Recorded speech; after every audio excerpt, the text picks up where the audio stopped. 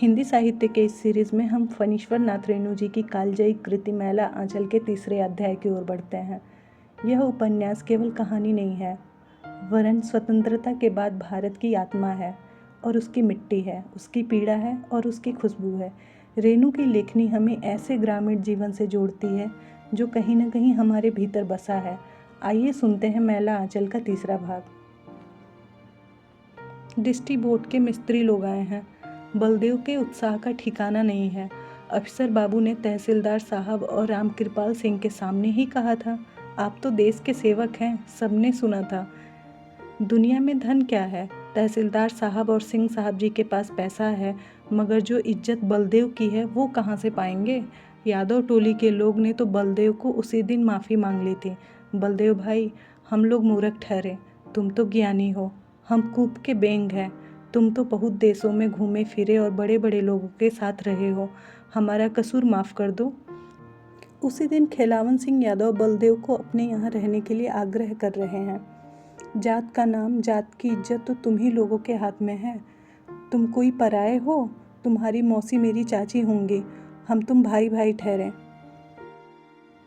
खेलावन की डेरा वाली खुद आकर बलदेव की बुढ़िया मौसी से कह गई, घर आंगन सब आपका ही है। जिस घर में एक बूढ़ी नहीं, उस घर का कोई ठिकाना रहता है। मैं अकेली क्या करूं?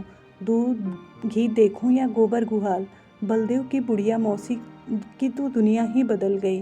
कल तक घर घर घूमकर कुटाई पिसाई करती फिरती थी, आज गांव की मालकिन आकर उसे सारे घर की मालकिन बना गई। मिस्त्री लोग आए हैं। बालदेव गांव के टोले में घूमता रहा। डिस्ट्रीब्यूट के मिस्त्री जी लोग आए हैं। कल से काम शुरू होना चाहिए। मलेरिया बुखार मच्छर काटने से होता है, मगर कुनैन खाने से जितना भी मच्छर काटे कुछ नहीं होगा।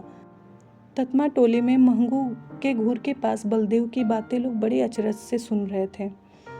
आंगन की औरतें भी घूंघट काढ़े टट्टी के पास खड़ी होकर सुन रही थीं। अब रात भर गोईठा जलाकर धुआं करने का झंझट नहीं, काटे जितना मच्छर। पोलिया टोली, तंत्रिमा छत्री टोली, यदुवंशी छत्री टोली, गहलोत छत्री टोली, कुर्म छत्री टोली, आत्म ब्राह्मण टोली, धनुकधारी छत्री टोली, कुशवाहा छत्री टोली और रसोद टोली के लोगों ने वचन दिया, 7 दिन तक कोई काम नहीं करेंगे। मालिक लोगों से कहिए हल फाल कोड़ कमान बंद रखें। करना ही क्या है? एक अस्पताल का घर, एक डागर बाबू का घर, एक भानसागर और एक घर फालतू। 7 दिनों में सब काम सेट हो जाएगा। धनुकाधारी टोले के तनुकलाल ने एक सवाल पैदा कर दिया, लेकिन हल फाल काम काज बंद करने से मालिक लोग मजूरी थोड़ी दे देंगे। 1-2 दिन की बात रहे तो किसी तरह खेपा भी जा सकता है। 7 दिन तक बिना मजूरी के यह जरा मुश्किल मालूम होता है। ततमा और दुसाट टोली के लोगों की बात जाने दीजिए। उनकी औरतें हैं, सुबह से दोपहरिया तक कमला में कादो पानी हिड़कर 1-2 सेर गैंची मछली निकाल लाएंगी। 4 सेर धान का हिस्सा लग जाएगा। बाबू लोगों के पुआल के टालों के पास धरती खरोचकर चूहे के मांदों को कोड़कर कुछ धान जमा कर लेंगे, नहीं तो कोठी के जंगलों से खमर आलू उखाड़ लाएंगे। रोहतक हाट के कटिहार मिल से कुल्ली लोग 4 आने सेर खेमर आलू हाथों हाथ उठा लेते हैं, लेकिन और लोगों के लिए तो बड़ा मुश्किल है। बलदेव ने निराश होकर पूछा, अब क्या किया जाए? तनुकलाल के पास समस्या का समाधान पहले से ही मौजूद था। बोला, एक उपाय है, यदि मालिक लोग आधे दिन की मजदूरी दे दें तो काम चल जाएगा। तनुकलाल के इस प्रस्ताव पे विचार करता हुआ बलदेव मटिक टोला की ओर चला। विश्वनाथ बाबू तो मान लेंगे, सिंह जी के बारे में कुछ कहना मुश्किल है। सिपहिया टोली और बिरजू सिंह कल ही कह रहे थे, सिंह जी अस्पताल में कोई मदद नहीं करेंगे। कहते थे अस्पताल का मालिक मख्तियार है, विश्वनाथ और बलदेवा। ब्राह्मण टोली से तो कुछ उम्मीद करनी ही बेकार है। जिस दिन से अस्पताल होने की बात उन लोगों ने सुनी है, दिन रात डॉक्टर और अंग्रेज़ दवा के खिलाफ तरह तरह कहानियाँ सुनाते फिरते हैं।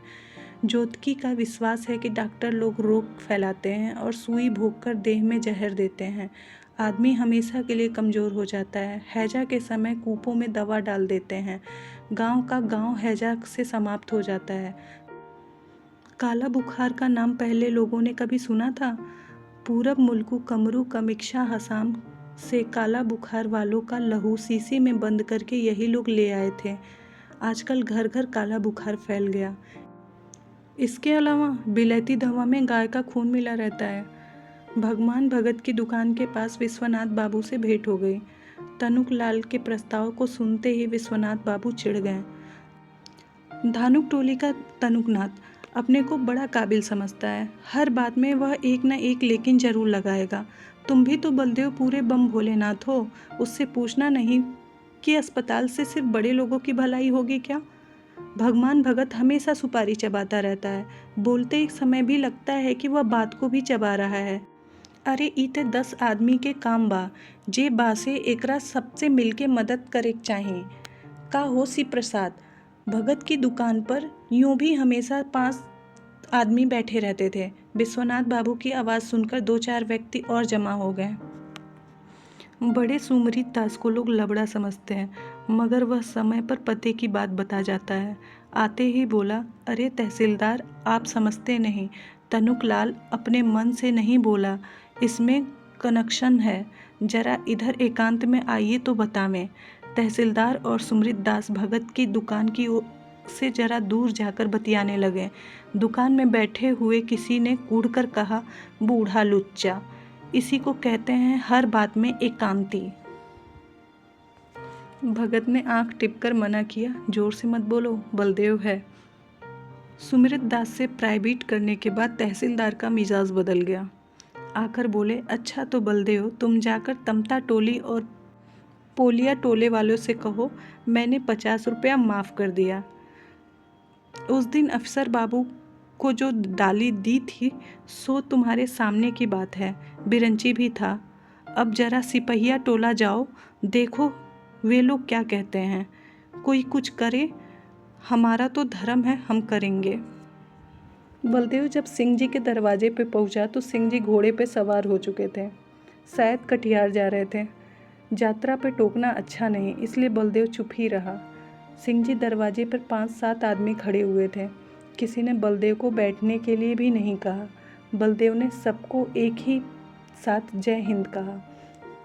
शिव शंकर सिंह के बेटे हरगौरी ने बलदेव से पूछा, कहिए बलदेव लीडर, क्या समाचार है? आप लोगों की कृपा से सब अच्छा है। बाबू साहब, आप स्कूल से कब आए? बलदेव के पास खड़े हुए खाली मोढ़े पर बैठते हुए पूछा। सुना है कि आपकी लीडरी खूब चल रही है। बाबा साहब, गरीब आदमी का भला लीडर होता है? हम तो आप लोगों के सेवक हैं। आप तो लीडर ही हो गए, तो आजकल कांग्रेस ऑफिस का चौका बर्तन कौन करता है? हरगौरी अचानक उबल पड़ा। अरे भाई, सभी काशी चले जाओगे? पत्तल चाटने के लिए भी तो कुछ लोग रह जाओ। जेल क्या गए, पंडित जमाहिर लाल हो गए। कांग्रेस ऑफिस में वॉलंटियरी करते थे, अब अंधों का काना बनकर यहाँ लीडरी छाटने आया है। स्वयं सेवक ना घोड़ा का दुम। बाबू साहब, मुंह खराब क्यों करते हैं? आप विद्वान हैं और हम जाहिल। हमसे जो कसूर हुआ है कहिए। उठ जाओ दरवाजे से, बेईमान कहीं के। डिस्ट्रिक्ट बोर्ड के से अस्पताल की मंजूरी हुई है, रुपया मिला है, सब चुपचाप मारकर अब बेगार खोज रहे हैं चोर। सब उठ जाओ दरवाजे पर से। हरगौरी तमतमाकर बलदेव को धक्का देने के लिए उठा। बैठे हुए लोगों ने हाँ हाँ करके हरगौरी को पकड़ लिया। बलदेव चुपचाप बैठा रहा। मारिए, यदि मारने से ही आपका गुस्सा ठंडा हो जाता है तो मारिए। हल्ला गुल्ला सुनकर भीड़ जम गई। हरगौरी का लड़कपन किसी को पसंद नहीं। शिवशंकर सिंह भी सुनकर दुखित हुए। लीडरी करे या वॉलंटियरी, तुमको किस बात से चिढ़ लगी? तुम्हारा क्या बिगाड़ा था? अच्छा बलदेव, बुरा मत मानना, हंसी दिल लगी में उड़ा दो, छोटा भाई है। शिवशंकर मौसा बाबू साहब गाली गलौज करके मारने चले, मगर हम कोई लाजमान बात मुंह से निकालते हैं? पूछिए सबों से। महात्मा जी कहीं ने नीम के पेड़ का कागा काएं काएं कर उड़ा। हरगौरी गुस्से से थरथर काँप रहा है। ये लोग भी अजीब हैं। 1 घंटा पहले बलदेव की टोकरी भर शिकायत कर रहे थे, लीडरी सटकाने की बात कर रहे थे, और उसका बाप भी बलदेव की खुशामद कर रहा था। ग्वाला होकर लीडरी। गुअर टोली वाले हंसेरी लेकर आ रहे हैं। एक लड़का दौड़ता हाफता आकर खबर दे गया। गांव के उत्तर में शोरगुल हो रहा है। खूंटे से बंधे हुए बैलों ने चौकन्ने होकर कान खड़े किए। गांव के बाहर चरती हुई बकरियां दौड़ती हुई मिमियाती हुई गांव में से भागी आ रही हैं। कुत्ते भौंकने लगे। बात क्या हुई? अरे बेटा रे, गौरी बेटा रे, आंगन में आजा बेटा रे। गुअर टोली का कलिया पगला गया है। हरगौरी की माँ छाती पीटती हुई रोती हुई आई और हरगौरी को घसीटकर आंगन में ले गई। बच्चे रोने लगे। अरे बात क्या हुई? भाला निकालो छत्तर। हमारी गंगा जी वाली लाठी कहाँ है? तीर निकाल रही। अरे बात क्या है? हंसेरी क्यों? कौन किसका जवाब देता है? किसे फुर्सत है? सारे गांव में कोहराम मचा हुआ है। हरगौरी की माँ अब शिवशंकर को आंगन में बुला रही है, चिल्ला रही है। गुअर टोली में रौंदी बूढ़ा आया है। गुअर टोली के बूढ़े बच्चे खौल रहे हैं। हरगौरी ने बलदेव को जूते से मारा है। कुकरू का बेटा कलचरना काली क्रिया खाया है। हरगौरी का खून पिएंगे। आंगन में आ जाओ गौरी के बाबू। ओ, बलदेव दौड़ा। आप लोग अकुलाइए मत, हम देखते हैं, नासमझ हैं, समझा देते हैं। एक बार बोलिए प्रेम से, महावीर जी की जय जय। जय जय जय। बलदेव को देखते ही यादव सेना खुशी से जय जयकार कर उठी। बोलिए एक बार प्रेम से, गन्ही मतहा की जय जय जय। ए शांति शांति, चुप रहो। बलदेव जी क्या कहते हैं सुनो। प्यारे भाइयों, आप लोग जो आंदोलन किए हैं वह अच्छा नहीं। अपना कान देखे बिना कौवा के पीछे दौड़ना अच्छा नहीं। आप ही सोचिए, क्या यह समझदार आदमी का काम है? आप लोग हिंसावाद करने जा रहे थे, इसके लिए हमको अनशन करना होगा। भारत माता और गांधी जी का यह रास्ता नहीं है। सचमुच ज्ञानी आदमी है बलदेव जी। आंदोलन, अनशन और क्या क्या। हिंसा बात किसी ने समझा? ज्ञानी बोली समझाना सबकी बूते की बात नहीं है। अनशन क्या करेंगे? अंट संट। कलिया कहता है उपास करेंगे बलदेव जी। कलिया को बुलाकर बलदेव जी कहते हैं, कालीचरण तुम बहुत बहादुर नौजवान हो, लेकिन जोश में होश भी रखना चाहिए। हम खुश हैं लेकिन उपास करेंगे। सचमुच यदि उस दिन बलदेव जी ठीक समय पर नहीं आ जाते तो कालीचरण इस पार चाहे उस पार कर देता।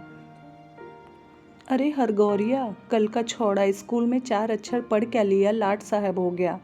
अरे पढ़ता क्या है, दाढ़ी मूंछ हो गया और अपना सकलदीप से 2 क्लास पीछे पढ़ता है। एकदम फेलियर है। इस साल भी फेल हो गया है। उसका बाप मास्टर को घूस देने गया था। मास्टर गुस्सा कर बोला, भागो नहीं तो तुमको भी फेल कर देंगे। अरे पढ़ेगा क्या? सुनते हैं कि लाल बाग मेला में लाल पढ़ने में पास हो गया है। बात बनाने में दुलरिया से कोई जीत नहीं सकता। लाल पढ़ना नहीं समझे? हाँ हाँ, खिखी लाल पढ़ना। ढाक ढिना, चलो रे, अखाड़ा का ढोल बज रहा है।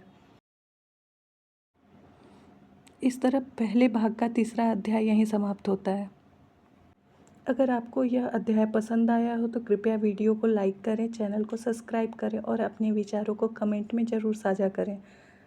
अगले भाग में फिर मिलेंगे एक नई परत के साथ और एक नई सच्चाई के साथ। तब तक पढ़ते रहिए, सुनते रहिए और जुड़ते रहिए हिंदी साहित्य की इस खूबसूरत यात्रा में।